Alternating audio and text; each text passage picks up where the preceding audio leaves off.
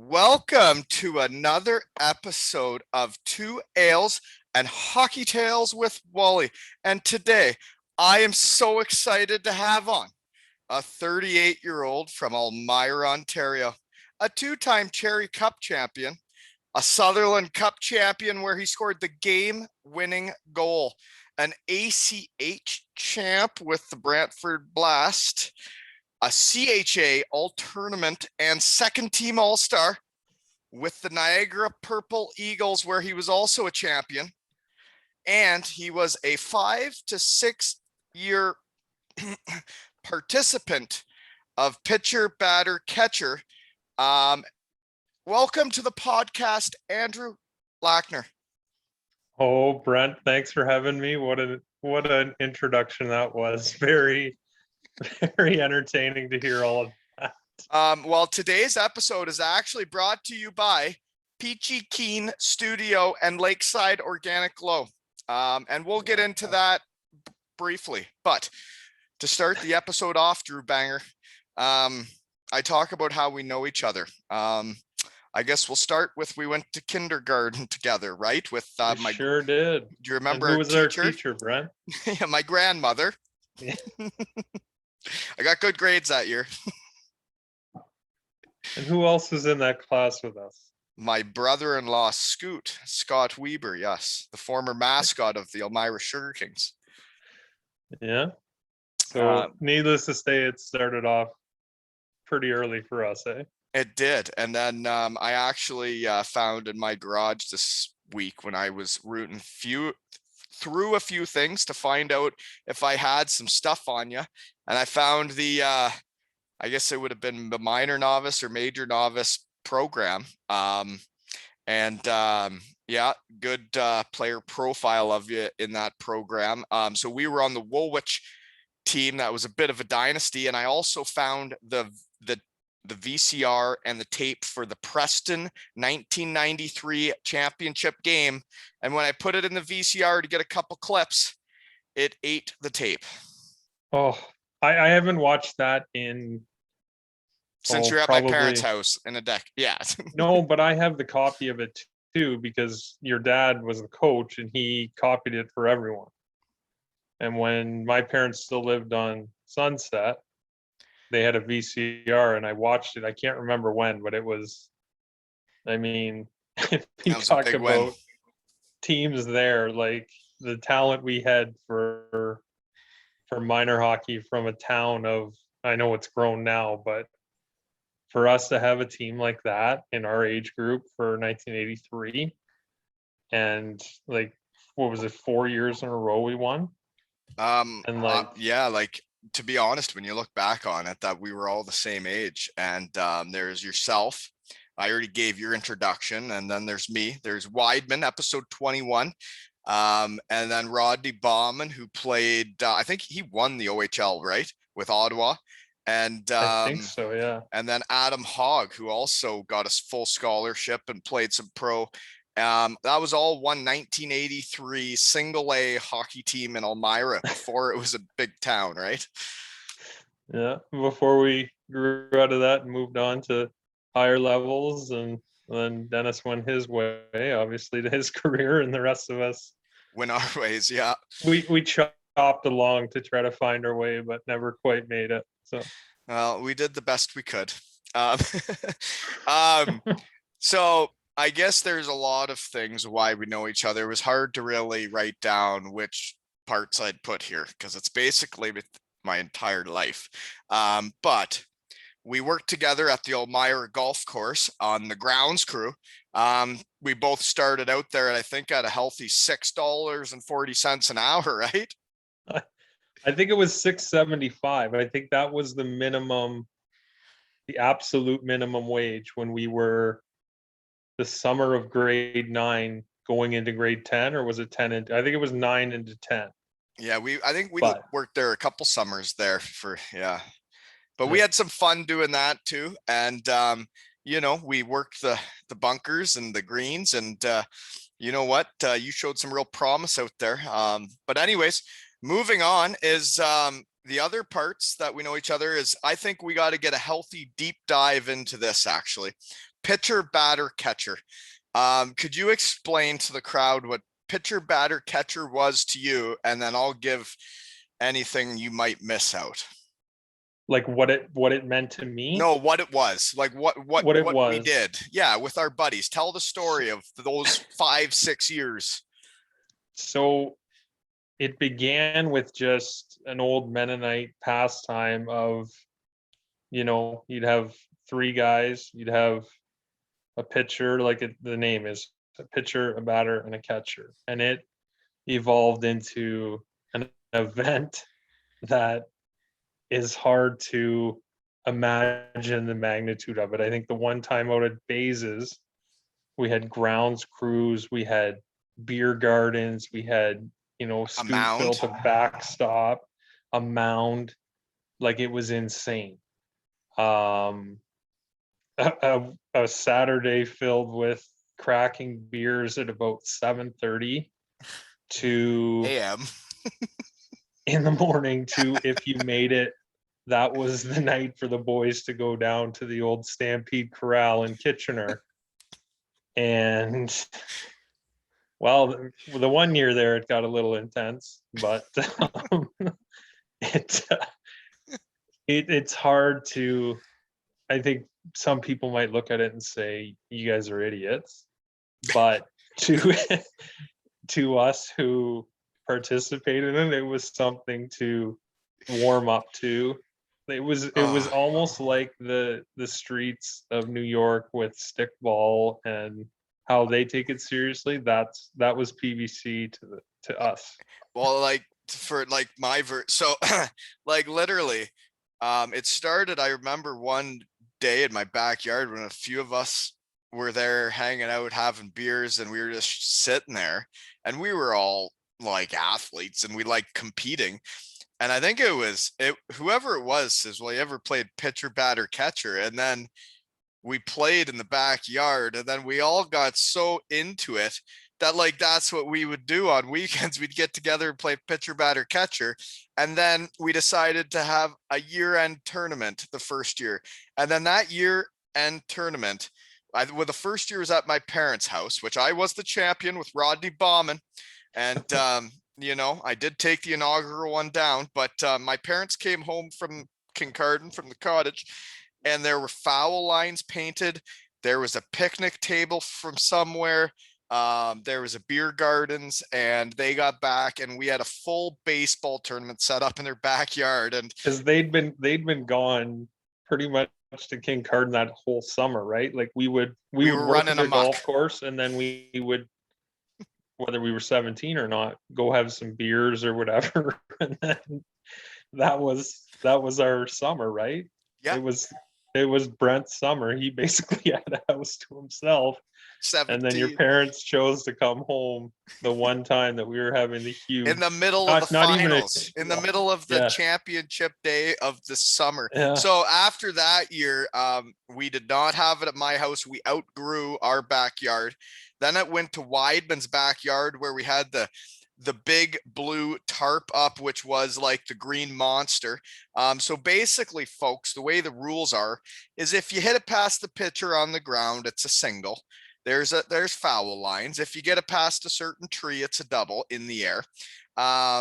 If you get struck out, it gets caught, you're out, and then you just keep track of runners and where they're at. And there's only 2 people on a team. So what would happen is each year on the Friday night, all of us dandies would get together about it started out maybe about 12 guys. And by the end, I think there was about 26 guys were showing up to it, but you'd have a draft, pull names out of a hat to see who your partner was. And that generally, you'd have an idea if you had a chance the next day at the draw. But I guess, Andrew, you never did win, did you? I didn't, and I knew that was on the tip of your. I actually played golf with Kevin Wellwood today and said, hey, Brent's going to ask me for sure about pitcher, batter, catcher. And no, I never won. I always thought, I was paired with Woody, and I thought I had to be the guy that pitched, and I'd throw out my arm, and then I would lose and say, I can't I can't carry basically I can't carry a team. And then the next year Woody ended up winning. So I can clearly look in the mirror looking back and say I was the one who wasn't good enough to win the title. And I just it was just remember not you. my destiny to win.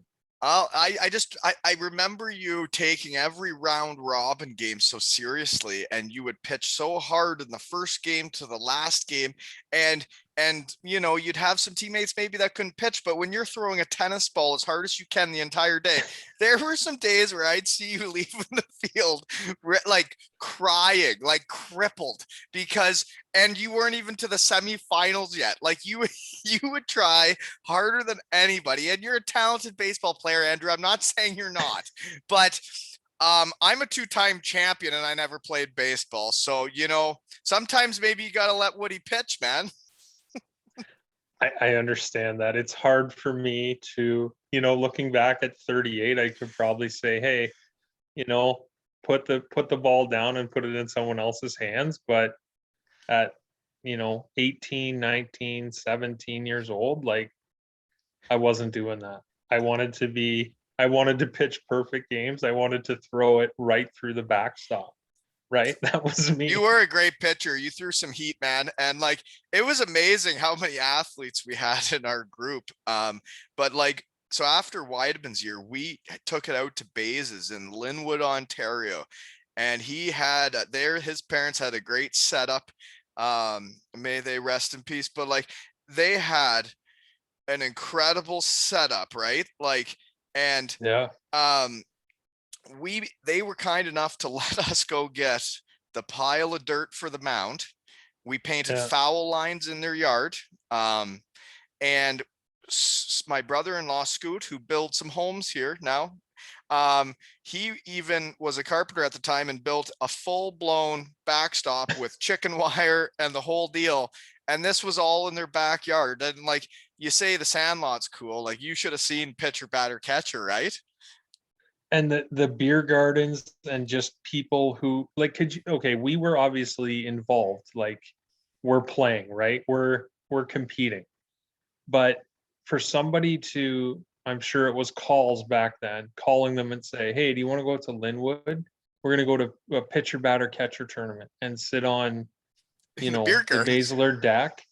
And then it was just people would come and go, and we'd had didn't we put like fencing out for the home run, and people would sit like it was like the bleachers in the outfield. Out there. In the outfield, yeah. They'd sit in the outfield. We had a snow fence up. Yeah. No, it literally was the most fun day it was like Christmas every year. And I don't want to get off topic yet because there's still more to talk about. Was everybody would get dressed in their own like outfit, right? Like you'd have Chauncey and his Atlanta Braves outfit from when he was a kid. You'd have everybody in different outfits, and then what you'd use is a tennis ball and a little wooden bat like you'd use in like T-ball. And man, it was so much fun. Like, and then we'd all put in 20 to, I think it was 20 to $50 for the day, which was your food for the day, the barbecue. And then also winner took all the money. And if they didn't spend it on everybody that night at the bar, they would just get shamed, right? But you're also part of the entry fee was a sleeve of tennis balls, and they better not be in plastic, right? Like in plastic bags. They better be new, and there better be a pop when you open that they had sucker, to be right? US Open tennis tournament ready balls that Absolutely. were firm and had the seams on them, so we could try to throw curveballs with a tennis ball and really damage our elbows, right? Well, like it's like shoulders. I still go to my brother-in-law's garage and I see the trophy up in his shop, and I guess he won the last one. But I remember we were all getting to that age where people started getting married, and I actually had to go to Germany on July 1st. And I was like, if you guys don't do it this year, it will never happen again. And you guys all were like, well, there's like 5 weddings this year. We're like, we can't fit it in. And sure to shit, it never happened again. It did. But I mean, and even if we tried to, could you imagine if we tried to start it up again? It'd be insane. Like, oh God, I tried to throw a ball for Colby today and it felt like my shoulder popped out. Yeah, see, it may have died when it did. Maybe that was the right time because it No, was and you're right. And how much we don't know how much better it could have got, right? Like, it was incredible. It really was. Like when you had fans, and I'll never forget the year we tried to have a full-time umpire, and told the guy we'd give him beers to be a full-time ump because the umpiring was people were so competitive. Our whole group was so competitive that yeah. everybody was complaining about whoever would be the ump because they're on different teams and they're playing. So we got a neutral guy, Fletchy, and I tell you, that didn't go any better because by playoffs, he couldn't even get into the squat, right? Like he couldn't even get down there, and there'd be a ball 5 foot outside, and he would just ring somebody up. And man, Yeah. it was like there were going to be fights over it. It was hilarious. Well, Fletch likes to drink beers. We know that. Cousin Fletch likes to drink the beers. So, Oh man. Well, I but tell yes, you, I do remember that, and he was it was bad sloppy to umpire. say It the was least good at by the the end. start, bad at the end, but like I'll never forget like when you get together a group of beauties like that, when we would literally play Oh Canada at 8 a.m. Guys would all take their hats off, stand on the foul line, and we would play Oh Canada. And then as soon as it was over, the four guys would run out to the field and start the first game, and the other boys would, oh man, it was just living, wasn't it? And you would just get an insane sunburn from the day because it was gym shorts, running shoes, and tarps off. That was from the get-go. Sun's out, guns out. Yeah. Oh, If you got it, flaunt it, right? well, that might be a crime now, obviously, if we went tarps off with the dad bods. But Oh, yeah, no, I've been cutting weight potting in the shed here. You know, a lot of laughter. It's good for the abs. But I'm still not comfortable taking my top off. But anyways, moving on. Is other reasons we know each other we'll get into with your hockey career. But some of the other ones that we need to get into before we even hit your hockey career here, because there's a lot of history here, Andrew, is you were in my wedding party and I was in your wedding party, right? we were. That was, yeah, and it's, Courtney and I have 10 years coming up next week. So, Well, and that brings me into what I just booked today. And our sponsor here today, one of them is Bayfield Brewing Company, who are kind enough to sponsor my podcast. And I'm sipping on a hazy sunset again this episode because I liked it so much last episode. And listen to this, Andrew. This citrusy ale blends the refreshing taste of grapefruit and tropical fruits with the aroma and taste of an IPA. Their hazy sunset New England Pale Ale is an ode to Bayfield's world famous sunsets. So sit back, soak up the sun, and enjoy. And you know why that comes up, Andrew, is because in today's Friday, Sunday is Lisa and I's 12th anniversary, and I am heading to the Bayfield Brewing Company because we are out of lockdown and I can actually go sit on their patio and check out my new sponsor's place, and it looks incredible. I've seen their menu on the website. I've had their beers now, and I tell you, I couldn't be happier with this sponsor. Like, they look right up my alley. They look like they're into food and beer, and that's exactly what I'm into, and sitting on patios. but hey, it seems like a great partnership that you've got there for So yeah, sure. that's 12 years. That's Sunday, which you were in And my thing. congratulations to that. 12 years is awesome too for Thank you you. and Lisa. And For sure. just fun fact for the crowd, folks, if you watch our wedding video 12 years ago, you can see Andrew Lackner use crutches as pole vaults and trying to jump over a bunch of chairs, and it didn't go well. That was at the reception, folks. He tried to use crutches to jump over a bunch of chairs. It did not work.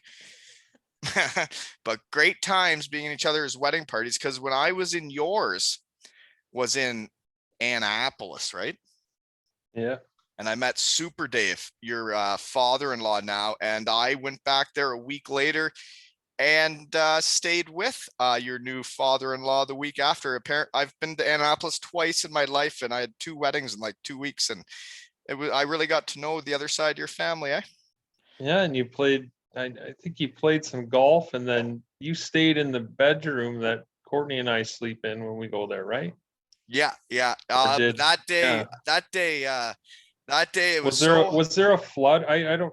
It's It's slipping a my long memory, time but ago, right? was there a flood or something? No, Because so what? So something what? happened where Yeah, no. So what happened was, Andrew, was what happened was I got to Annapolis, Baltimore, and I met up with Super Dave, who was so kind to let me stay there. I get there, fella gives me brand new golf shoes and says, "Hey, why don't you use these and keep them?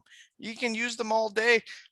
Takes me out golfing at his course for free, pays for everything, buys me a few beers, lets me stay at his house for free. And I was like, wow, what a guy. And I was like, well, after golf, I got to head into Lisa's in the wedding party for this other wedding party or other wedding. So I got to show up to the dinner. I go there, have a few beers, hang out with everybody. But on that golf course that day, it was like 50 degrees. It was so hot, man. I was it so was hot tired. there? Oh man, and I traveled all day. And then we went out to that dinner and I was tired and I woke up disoriented and spilt a water bottle on their bed. Is that what you're saying you did? Right? Is that what happened? Right? Well, you know my Or past, Andrew. Andrew, you know everything about me. So I don't think we need to get into this. You know my past. hey, I'll respect your podcast, but if that's the story you were going with, I'm just saying, I'll Super let. Dave, thanks for the golf, the shoes, the beers. I didn't mean to. That water bottle, I thought I put the lid on it before I went to bed. And apparently there was still water in the bottle. I guess the one thing that is in, where they lived in Carmel, Indiana, their water sometimes that they buy does smell like urine, right? So if your listeners can read between the lines, the I water don't that was know. I don't think spilled. they can. I don't think any of them know me. From all the people that follow the account on Instagram, basically all my old buddies and friends. So I'm pretty sure they know what we're talking about, Andrew. So moving on. Okay. So you're saying when you played overseas and stuff, you never peed on any of your friends or anything? I um I was a deep sleeper my whole life, Andrew. It was a Mhm. problem I've had since childhood, and you know that. So I don't know why you're bringing this up because you're deflecting. Are we going into how, when it was revealed to us that you I were was a special in a that, different way? no, we're not. What? Shut up. I Okay. don't know. What I we're don't know actually where going to this. bring up right now, since you talked about all this, is we're going to talk about the night. This is another reason why we know each other. Is do you remember the time you were body checked the hardest in your career? I do, which Was it by the against hands was it of you. against Western Michigan Broncos? Yes, In the but corner in Niagara, right in front of our friends? I'm yes. pretty sure I made you shit yourself when I hit you that hard. Very true. Do you remember another time when you basically hammered me, right? Was in Team Ontario under 17 tryouts. Do you remember that one in Guelph? Did I reverse hit you? You crushed me like snot splasher. Like I'm like, oh my God. Like, and the one against Western Michigan in Niagara, obviously my home barn. I'm like, oh, like, but folks, this kid here is like a bowling ball, right? I mean, his center of gravity, when he bends those knees, he's not an easy guy to move. Regardless if he's listed at 5'9" or maybe a generous 5'10", probably 5'8" on in high heels, but you're not moving him. Like if you're not ready to take this little tiger here will really, turn the tricks on you. If you are, geared in to hit him and you're not, he's a skill guy. He guy scored 58 goals in junior, right? No, don't do that. Words to the wise. Don't do that. I Because literally, then you look stupid and then you hear about it on a podcast when you're 38, right? no, seriously though, we went into the corner and the puck was sitting there, and it was literally sitting there, like me and you going skating up to a puck, like, well, isn't this perfect? You got Chauncey, Weber, all our buddies in the corner that have came from Elmira to Niagara to watch And us play. it would have had to happen. It would, if those guys, obviously I know those guys were sitting there. Yeah. So it would have been in the first period or third period, because those guys never watched. That's a stat we could go back on. Brad Shantz and Scott Weber did not once watch a second period of a college hockey game. They did like to They would be out in the tailgate. They parking did like lot. to tailgate. They convinced Yeah. they convinced my mother when she went to Kalamazoo that you were allowed to drink in vehicles if you weren't driving. So then my mother would let them while she drove around. But no, yeah, when that puck was sitting there, we went to hit each other. I literally got low and came with everything I got. And I remember you were literally completely parallel to like the glass. and I hit you, and the puck was sitting there and I could take it to the net, and I started laughing. It's really too bad that But Julie Sawyer or whoever from the Elmira Observer didn't capture that moment oh my God, it would have been the best in picture a ever. photo for the local So paper. yeah, That well, would have so been for the pod, right, when we're 38, so then we could talk about it, because I still, like, I told Colby the story today. Like, I'm like, my best buddy in the world, I'm like, this is what competing's like. Like, this is like playing hockey. I'm like, we're still best buddies at the end of the game, but like, if he thinks he's gonna hit me and I think I'm gonna hit him, well, we're gonna see who's gonna hit each other. And it was just like pitcher bad or catcher bad. We competed our whole lives. That's true.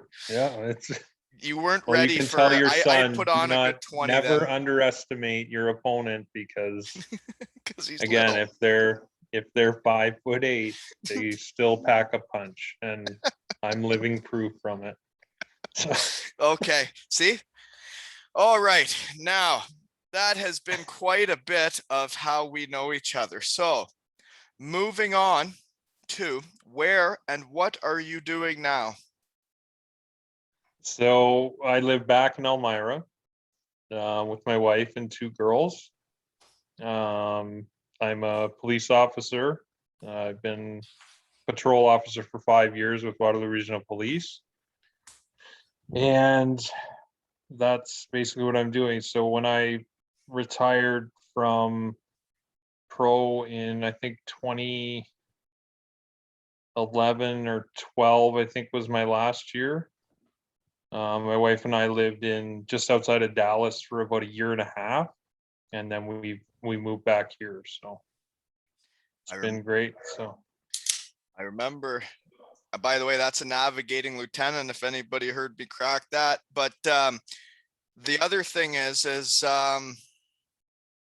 your wife now is the owner and runs Peachy Keen Studios, who are the sponsor today with my wife's company, Lakeside Organic Glow. And basically, if you book directly with Courtney Lackner here, which is Drew Banger's wife, out at Peachy Keen Studio in Elmira, you'll get 15% off with Wally 15. And guess what she offers, folks? Very similar to Lakeside Organic Glow with Lisa. She does lash extensions, good English, lash extensions, sugaring, and I believe that's full body, folks. She's doing it all everywhere. Spray tanning, and also she runs like a bit of an academy to basically become certified in these areas.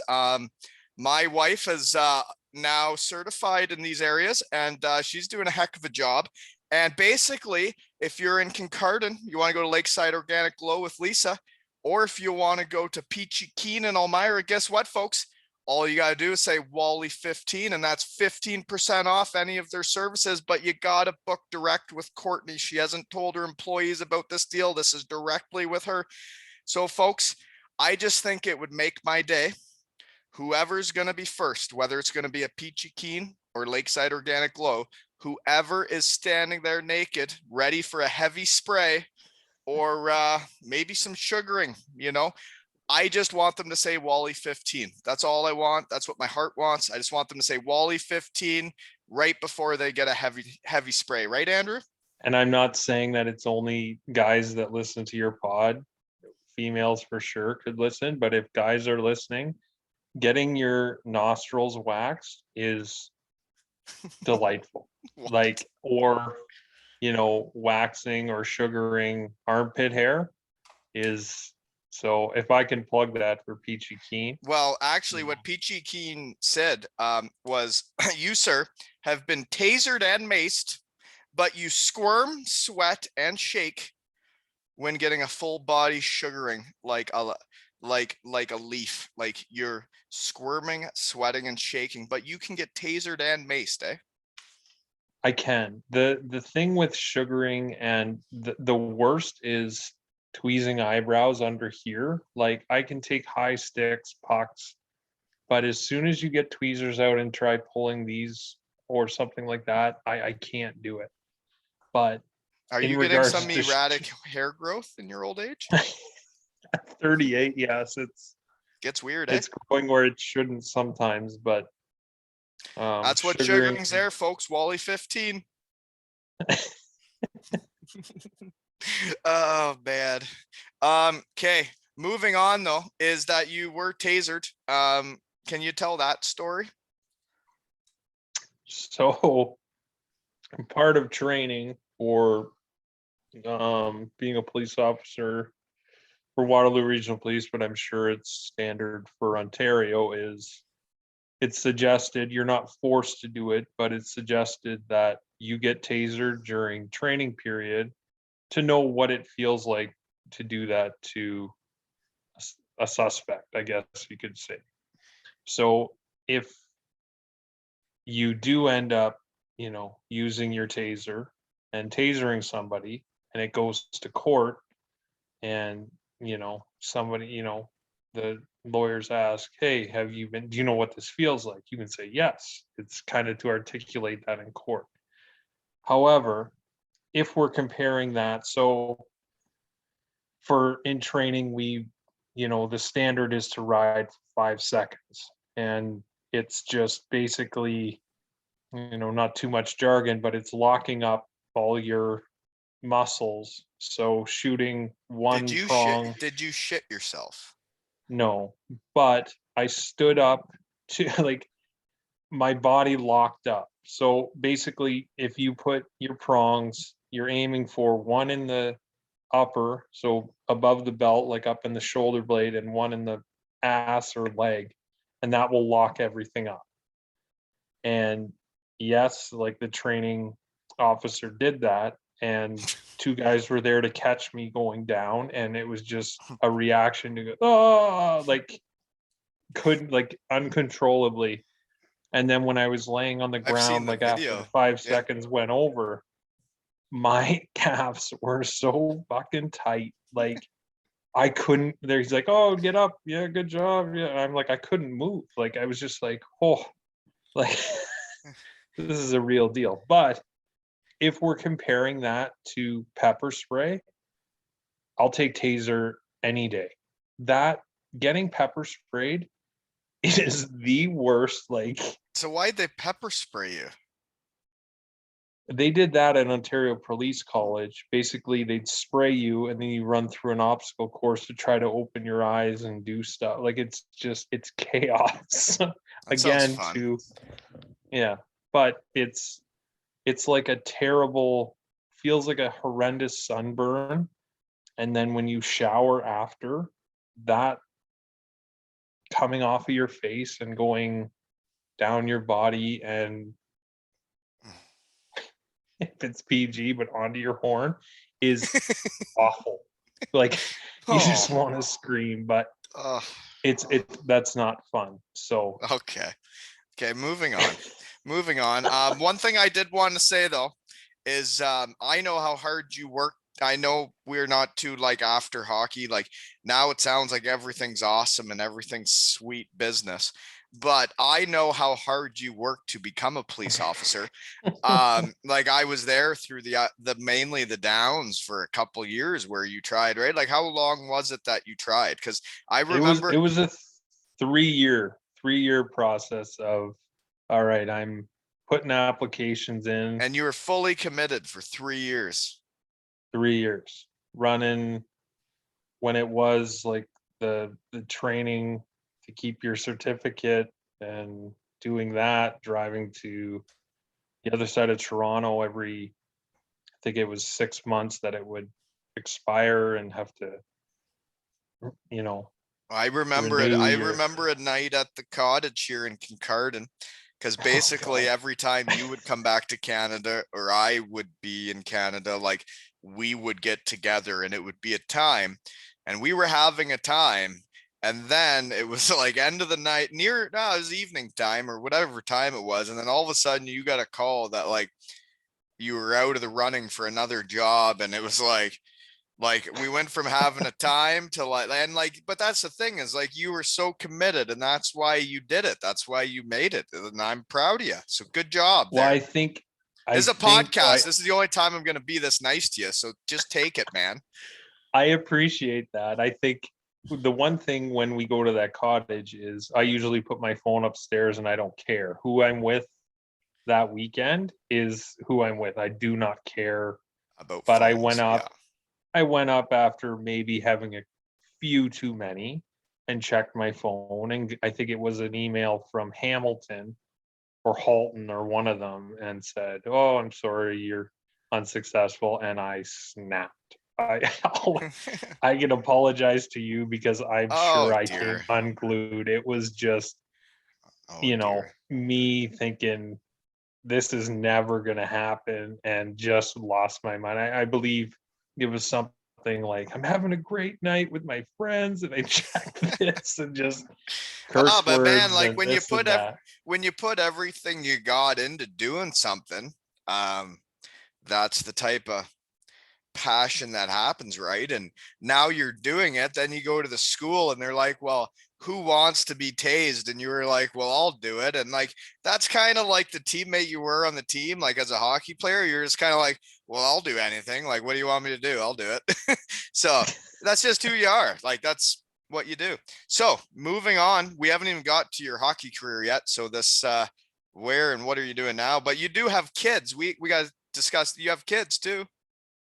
Yeah, I got our oldest is turning 4 next week, and we have a 2-year-old as well. So they're Busy times. just keeping us on our toes around here, and keeping us honest for sure. So they keep us going, though. It's Oh a yeah. different thing when you are raising kids. Well, It's yours are a great little to see younger than them ours, but yeah. progress, and yeah.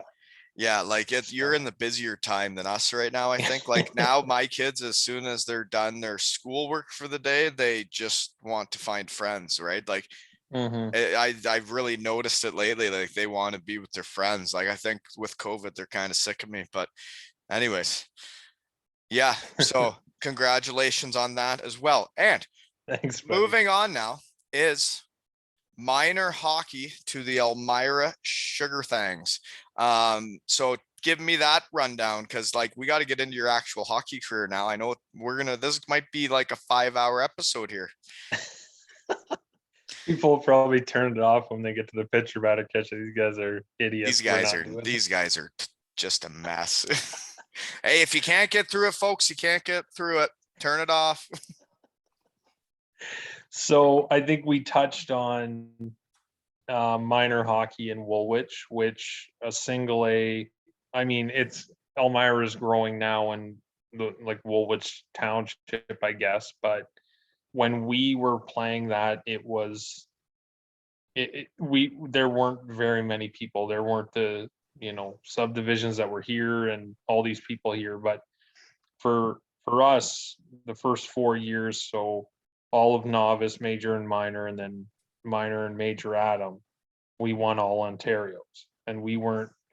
And I know you had Weidman on there before and mentioned Rodney Bauman, but these guys were,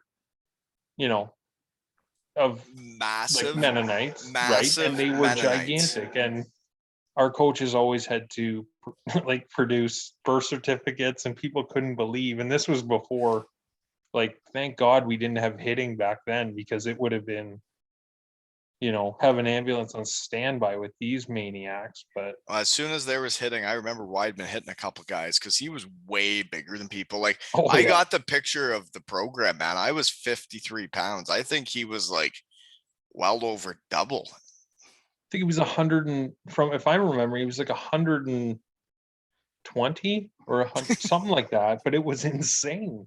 Like, Yeah. we're 8, right? But and Rodney he had bigger skates in novice than I do now. Like, he had like size 10 skates. Like, looked like he was on skis. But anyways, so then after You went to Adam, Guelph sometime. I went to Guelph to try out, and they had a rule that they could only have 5 imports, and I was a 6th.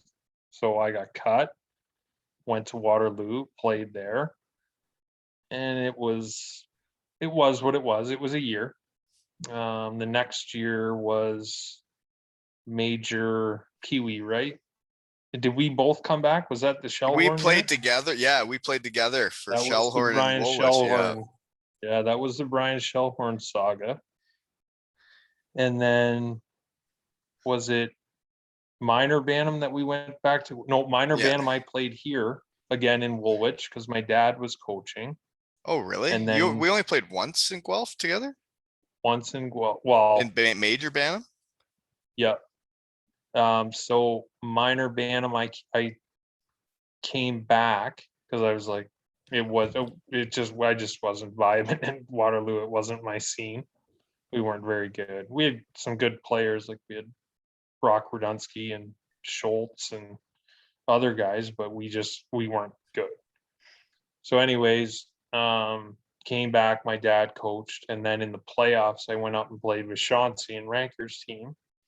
And they went, like, their team went all the way to like the finals. And you were playing with them through the whole thing? Yeah.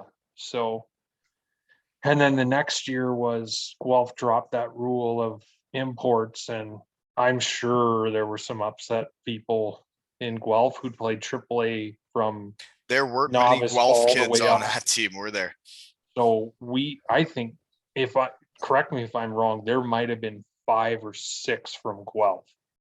And then maybe we had the Alora and Fergus crew, us from Elmira, you, me, and Hogg. Like, it was crazy. And we were good. We were pretty good there. I think the big thing is, like, I've always played on good teams. Like, I don't know why that is, but I've never really played, other than maybe Waterloo was kind of a bust year, but other than that, I've played on good teams. So then after that was, you went to the Sugar Kings. Like, when do you make the Sugar Kings? Wasn't there a year where you're like half Sugar King, half something else? And I was full Sugar King, but you and Hogg were like half, right? That would have been major Bantam, right? So minor Bantam we played in Guelph. And then the next year would have been major Bantam. We played Guelph, and that's when you get drafted to the OHL or whatever. And then I think I play the next year. So the next year would have been the first year of midget or whatever it's called now. But so I signed a midget card with the Sugar Kings. So I ended up playing, I think, 28 games. I think Dunner played more as a call-up than I did in my first year of Kings. But then I played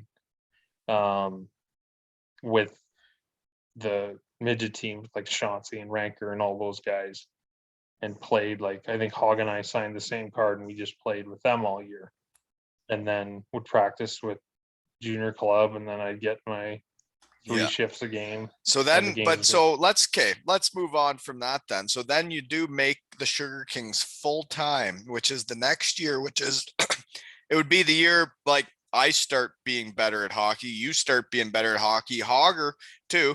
All of us local guys, we really Ranker. Well, I think he was gone playing golf that year, but we all came into our own. And like, let's talk about the year like we won the Sutherland Cup. So tell me your memory of winning the Sutherland Cup. That year was, I mean, I know we did a Zoom chat with all the boys 20 years after, and that was Bizarre, like unbelievable to hear, right? Like to get everyone rounded up to talk about that. But I think for me, I knew like hockey's great, but I didn't know like what we were doing like was when we were doing it 20 years ago. You didn't realize that would happen 20 years later. No. And when it did, like getting everybody together, that was a special night, man. That was unbelievable. And I'm hoping when COVID clears up here to, you know, be in person and play golf and have beers with those guys would be. Well, it's crazy how everybody's gotten back in contact. Like just last week or the other week, like I got a text from Nathan and he was like, do you want to play Black Horse with Fish? And I was like, oh man, I got plans today, but like, wow, like I haven't seen you two in over a decade, and like now everybody's talking again. And that's what winning does, man. Like, but the thing is when you start talking to all your old buddies, nobody's changed. No, it like you said, I mean, you might not see these guys every day, but whether that's a cliche that, you know, winning championships connects you forever, like it seemed seamless whether guys were 20 years older than what we were. But to go back to that year was, I mean, we were down in the first round of Kitchener and we thought we were out. And then we were like, we always we're down. And then got to ended up winning our league and then went to the others. And I don't think on paper, I don't think anyone thought we should have won at all. I think Thorold, whether they want to say it or not, you know, sat their team to face us in the finals and we surprised them and ended up beating them, right? But it was for us to be hometown kids and to win in our hometown, like the whole thing, it was pretty crazy. And like when you get older and like then like you do so much more in hockey afterwards that like you kind of forget like that was a huge deal. Yeah, and I think obviously for us being hometown kids, like it just seemed like the entire town was there, but like the amount of people that were in the old Elmira Arena, like fire code went out, like there were so many people and it was so loud. That ice surface was hard to, I couldn't imagine coming into play in that. But yeah, like they may have let a few people in the back door. Hazy sunset. To win that Sutherland Cup was, you know, to play till that went into late May or middle of May or whatever, right? Like that was unbelievable. And then the next year, I know someone asked it in that Zoom chat with everyone, was the next year's team, because we lost to Sarnia in the finals of the Sutherland Cup in 7 games. But was that team better than the one the year before? And that's hard to say. I think on paper we were, but I don't think we had. I think it's Spearman and Agates and all those guys. Right? I think it's just like each year is totally different. Like the last year was like we had a power play that literally, like if you took a penalty, we were going to score. Like we were going to 58 and that year, right? So right, and like we had a line that scored. Like if we went out there, we usually scored, and then the second line was really good with Machin. And then after that, it kind of dwindled off a bit. But that other team was like 4 lines. Like we had the Eggets line, we had Fearman, Hogg, and me.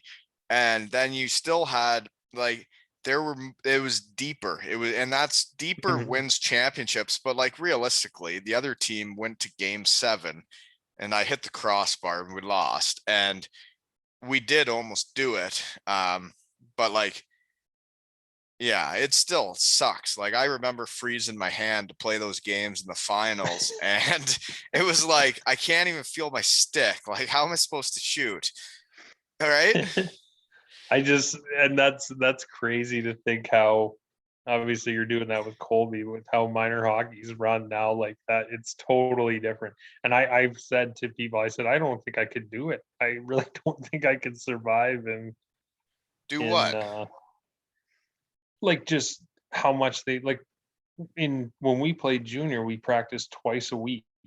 Right. And they're on the ice every day. And like when we went to college after that, it was like, oh man, we got to practice every day. This is insane. Like, oh man, it was an adjustment. When we went to college and it was all of a sudden practicing every day, it was like, geez, like you do this every day. Yeah. Okay. But I mean, in those teams, like in Elmira, to have the number of scholarships that we got off of that. And for me, like going to Niagara was awesome. I went with other Sugar Kings. I went with Agates, who was on here, and I'm hoping you'll get Van Dynatten on here because we're getting him entertaining. And Brian Mills that came in, and it was good. So after junior, I went to college at Niagara University for 4 years. Okay, hold on, slow down. You gotta slow down now. Slow down. We're still in winning the Sutherland Cup. Okay, we're not going to Niagara yet. We're not there yet. Okay. Because we haven't even talked about getting recruited to there yet. So you just slow down. Okay. I know we talked about how we know each other. Sorry. I know we talked about how we know each other for way too long, but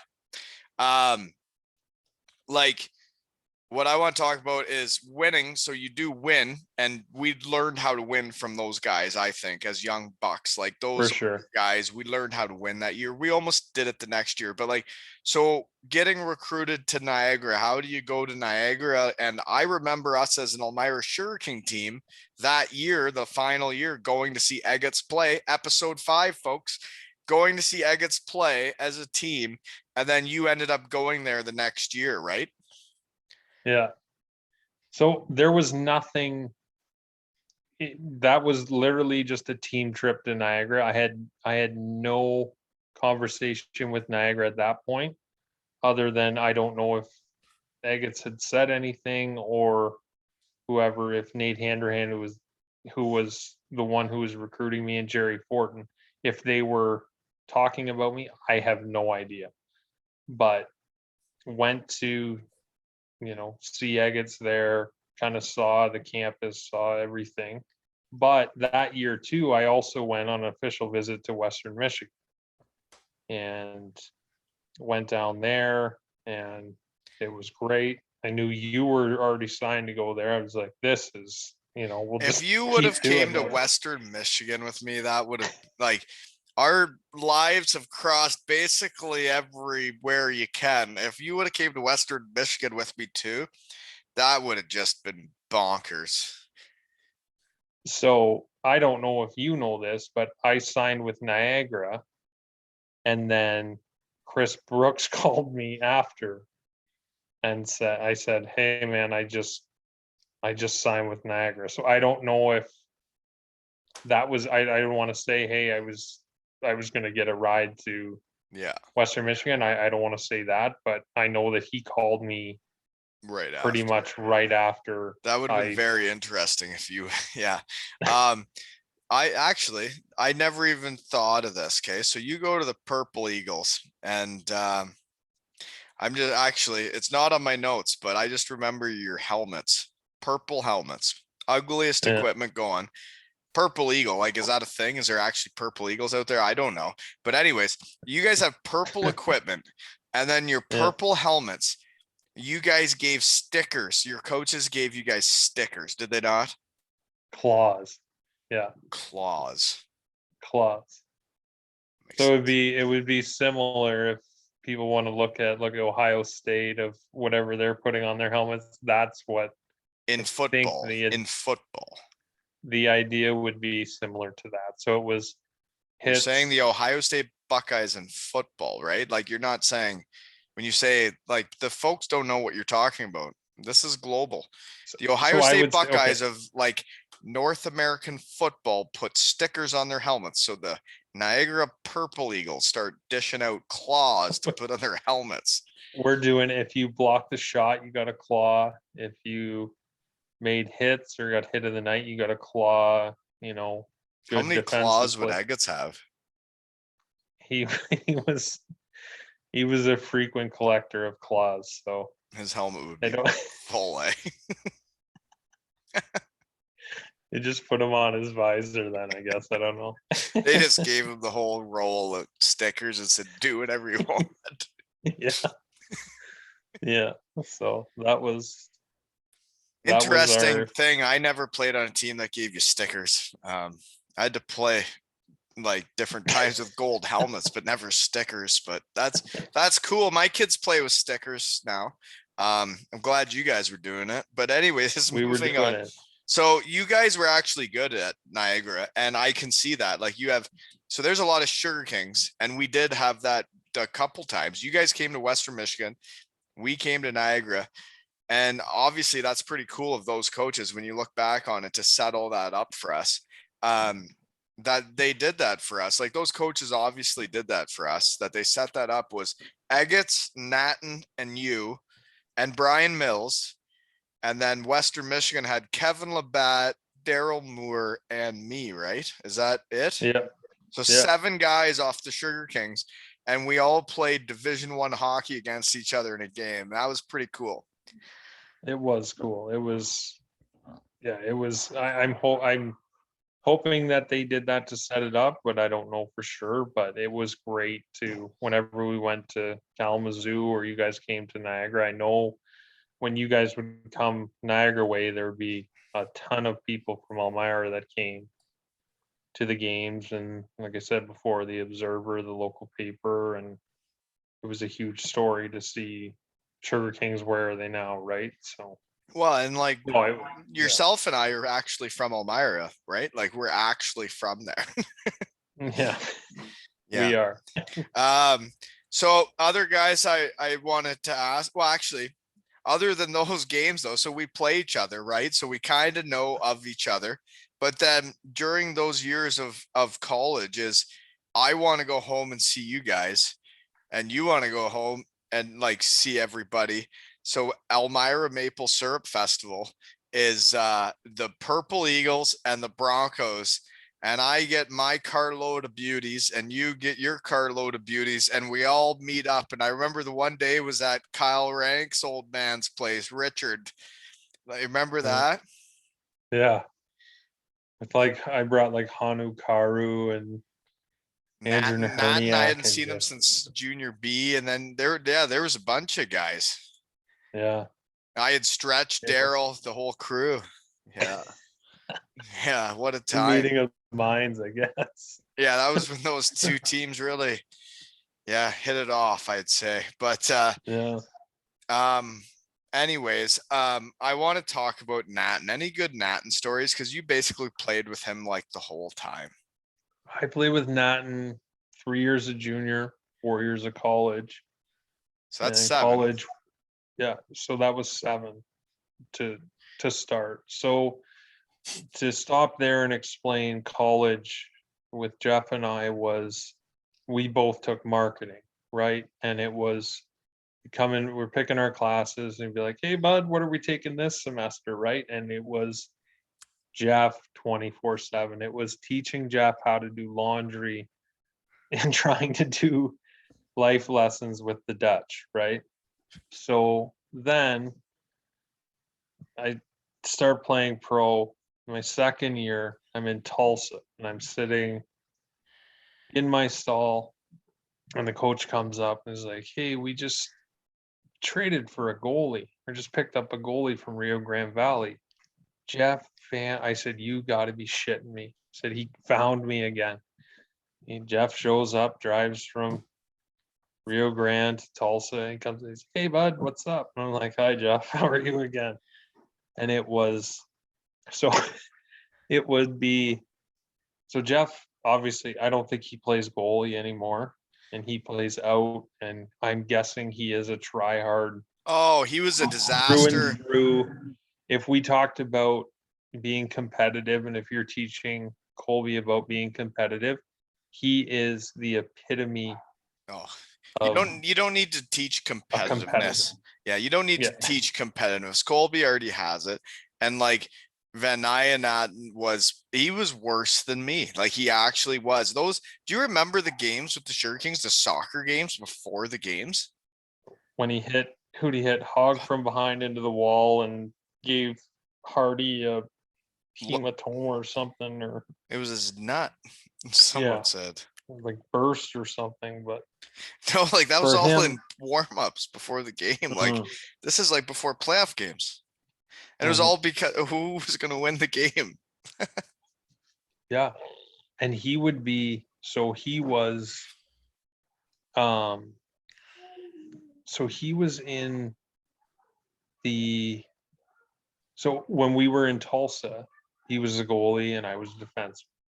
And after practices, he would make me wait, and he'd go in and take his gear off and come out in like skates and stuff and just be wheeling around. And he'd make me wear his trapper and blocker and helmet, and he'd take shots at me and wouldn't let me leave. I was like his little brother. He's just like, just come on, come few more, like kind of thing, right? And then other things, petty stories, but he would come out and I was driving a Toyota Corolla down in Tulsa, and he grabbed an iceberg off, like, or a piece of ice from the Zamboni like pile or whatever. And I'm driving and I'm like waving at him and he hucks it and breaks my windshield. I'm like, what is going on? So he's like, "Oh, I'm sorry, man. I didn't mean to do that." So I go get it replaced. He ends up paying me for it, yada, yada, yada. But then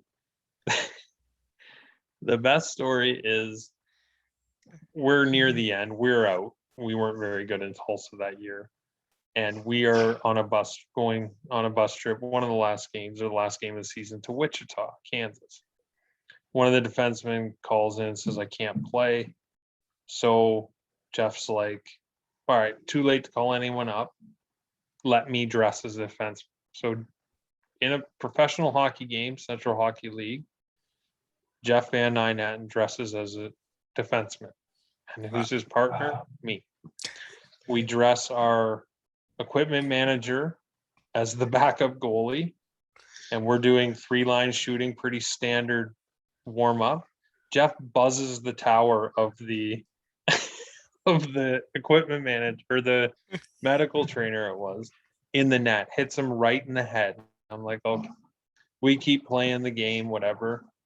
Puck comes around the boards. He's playing left defense. He actually got Comes down shifts. the boards and just crushes a guy, like interference, shit, like just a melee ensues. I'm running in there. I'm like, he doesn't know.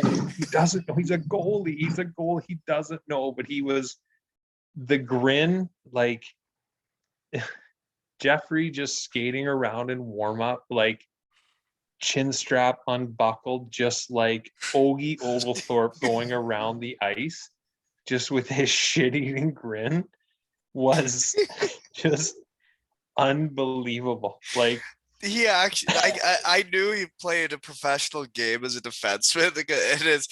It's just so incredible, and I could so just picture it. And like, if you don't know him, you can't picture it. But oh man, I remember him being a goalie, and he'd go out to center and challenge the other goalie, and the other goalie would come out and he would beat the wheels off him and then clap his hands together and skate off the ice. And then he'd go back to Stratford, to his hometown. He'd be so competitive that like literally they could not score on him. But then it was the same in the basement when we were playing ping pong or shuffleboard. Like every game we played was literally life and death. And that is how I was. And him and myself and you, like agates, everybody, we just competed with everything, right? And Well, that episode of him when Boston University was watching him and he wasn't having a strong game and ended up putting himself out of the game and throwing the net off the pegs and storming off. That was him with his competitive nature, knowing that he let himself down and nobody else. It didn't matter who cared. He wasn't playing to his standard that he knows he can. But for me, 8 years with Natton, I've never played with a better goalie. Like the way he could handle the puck, the way he could play net was unbelievable. Like, and I don't know, like, I don't know how he came to Elmira, he whether got cut from Stratford the cut Sugar him. Kings, yeah.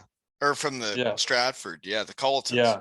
So No, I don't but when know. you look back on it, which I never gave the executive and the GM and everybody enough credit, because when you're a young kid from Elmira, you don't really get it. But like there was myself, yourself, Hogger, and the GM, the coach, whatever, like they realized with agates and everybody that we had an opportunity, and they went out and got those players, right? Like they went out and got the guys from all over and built that team that we could actually win. And like, I never really put it together till I was older that like, imagine how much work they put in just to put that team together, right? Like, No, I agree with that. The amount and things that go on behind the scenes for that year that we won, and bringing Daryl Moore in, and well, the that was the year year we before lost. bringing, Don't bring that up. yeah, well, bringing Reed Norman and Dave Hardy in. However, that trade, like But I it's don't not know, even but that. It's the recruiting, like getting guys to come to your team instead of mhm. Waterloo or Listowel or wherever. But anyways, we got to move on. Where were we? We were in Niagara and we talked about Natton. So the other guy, we've talked about Agates, episode 5. Everyone knows about him. Just because most of the listeners here are in the UK, which are the Welsh fans, um, curious about playing with Bentivoglio. Sean Sean Bentavolio. Bentivoglio. Sean Benty. Yeah, no, Benty was unreal. Like I know he played in Thorold in junior, and then came to Niagara as a freshman when I was a sophomore, and then when I left, he took off. But he was like the way he could skate and handle the puck, and everything that he did was great. I know he played, I think, a game with the Islanders, and then played over in Italy, and then ended up in Cardiff, right? Yeah, that's where he ended. That's why I was curious about it. But either way, like he seems like a good dude. I met him over there and I met him at a wedding and he just seemed like a good dude and he was another link there. But we're gonna move on anyways because we still haven't got into anything yet. We've been going a long time. So you do a good job at Niagara. Not a big school at that point, but you do win the CHA, which we never even got into winning that and how that was and like the tournament. But like you were a good player there. You're in a captain. So what are your pro options coming out of there? So as a senior, I'm going P. Okay, Keep talking. okay, as a senior, um, for me, it was, I wasn't signed. I didn't have a deal like you did. Um, but there was a guy named Tom Blackington that his MO was to go after unsigned or undrafted seniors. So signed with him as my agent or whatever, and ended up in getting a tryout with down in Columbia, South Carolina, with the Columbia Inferno. Ended up getting cut on the last day there. Ended up not knowing what I was going to do. I thought, this is it. I have no idea. I have no connections. Like, this guy's out to lunch kind of thing. Went up to Niagara again. Then got a call from him that I was going to Bloomington, Illinois. I didn't know where that was. It was in the United League at that time. Sorry, that's the Bloomington Prairie Thunder. We like to Correct. pronounce the full names on the pod because there's a lot of beauty names in this pod, but the Bloomington Prairie Thunder. So go to Bloomington, Illinois, and for the Bloomington Prairie Thunder, end up signing there for, I think my contract was $375 a week, which still getting paid to play hockey. I get it. But ended up meeting my wife now. That was in Bloomington, eh? Yeah. She you went met to Court school Ballz at in ISU Bloomington? there.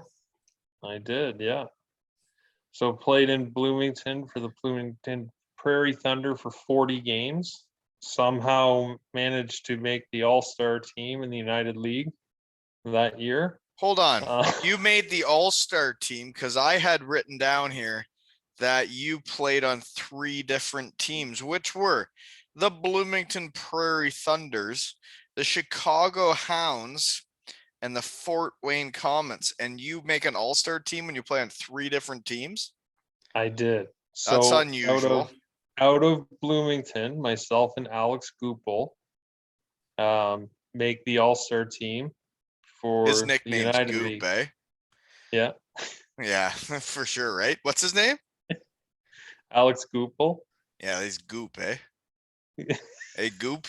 Yeah, go ahead. Sorry, just curious. So anyways, play there for 40 games, get traded to Chicago, play for the Chicago Hounds. And when I played Where the there, Chicago Hounds play out of? That can't be the United Center, whatever it's called. no, we played out of Hoffman Estates. So it was out of Hoffman Estates, Illinois. And we played in What's that? There was some arena that they built right around there. It wasn't anything to do with the Chicago Wolves, anything like that. How many people did it sit? I think on a Wednesday night, I was in warm-up and I counted literally 13 people in the stands.